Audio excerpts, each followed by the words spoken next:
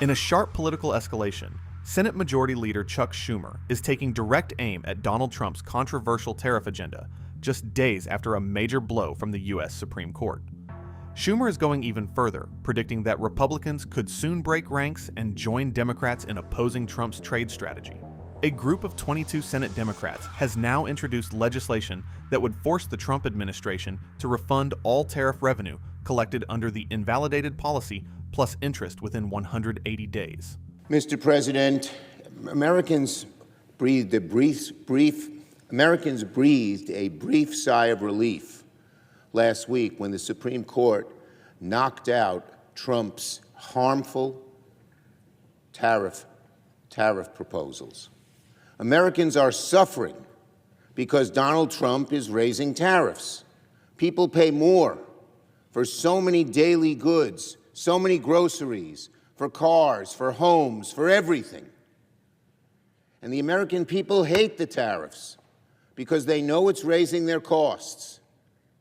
And so, for a brief moment, there was a sigh of relief that you heard from one end of America to the other, because the Supreme Court correctly said the president can't raise tariffs on emergency basis, only the Congress can. But Donald Trump, who is in a bubble, has no understanding of what the American people need, feel, or want, reimposed the tariffs right away, and then he one-upped it, doubled down on it, and raised them again. And now Americans are back in the same position they were before the court decision. Higher prices, more inflation, harder to afford things, harder to pay the bills. And a good chunk of that increase, the difficulty in paying the bills, is because of Trump's tariffs. Democrats will not stand for it. And in fact, the new tariff regime that Trump put in must expire in a few months and needs Congress's approval. I am here to tell Donald Trump and the American people we will not extend those tariffs, and they will expire in a few months. And hopefully then Republicans will join us in not allowing Trump to raise tariffs, which so raise costs for the American people. Tariffs are highly unpopular among Democrats, independents, and Republicans. Donald Trump, in his bubble, does not understand the burdens he is imposing on American families, but we Democrats do. And we will do everything we can to stop these odious tariffs that are causing so much harm, so much pain on American families. U.S. Treasury Secretary Scott Bessent is pushing back against claims that President Donald Trump's tariff agenda has suffered a major legal setback. In fact, Bessent emphasized that the president still retains powerful trade tools. He pointed to alternative legal pathways, including Sections 232, 301, and 122, that the administration is now preparing to deploy. I would also like to take a moment to address today's Supreme Court ruling, and I would note that I did not change a single word in my speech post the ruling. President Trump will always put our national security and Americans first. And as I have said before, the president has multiple tools in his toolbox. Let's be clear about what today's ruling was and what it wasn't.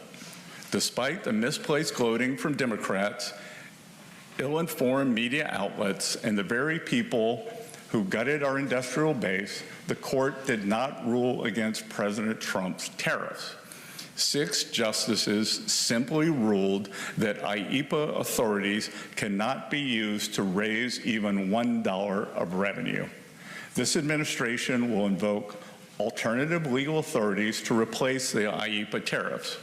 We will be leveraging Section 232 and Section 301 tariff authorities that have been validated through thousands of legal challenges.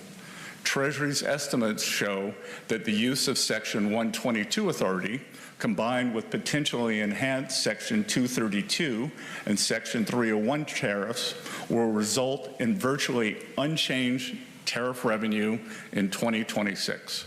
Global markets are on edge after President Donald Trump rolled out a sweeping blanket tariff on imports. Set at 15%, the move comes just days after the U.S. Supreme Court struck down key elements of his earlier tariff program. To a lot of people, That's a new record. We set a record every time. Well, thank you very much for being here. The Supreme Court's ruling on tariffs is deeply disappointing, and I'm ashamed of certain members of the court, absolutely ashamed, for not having the courage to do what's right for our country. I'd like to thank and congratulate Justices Thomas, Alito, and Kavanaugh for their strength and wisdom and love of our country, which is right now very proud of those justices.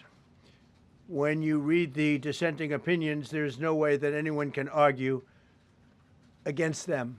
There's no way. Foreign countries that have been ripping us off for years are ecstatic. They're so happy. And they're dancing in the streets, but they won't be dancing for long, that I can assure you. The Democrats on the court are thrilled, but they will automatically vote no. They're an automatic no, just like in Congress. They're an automatic no.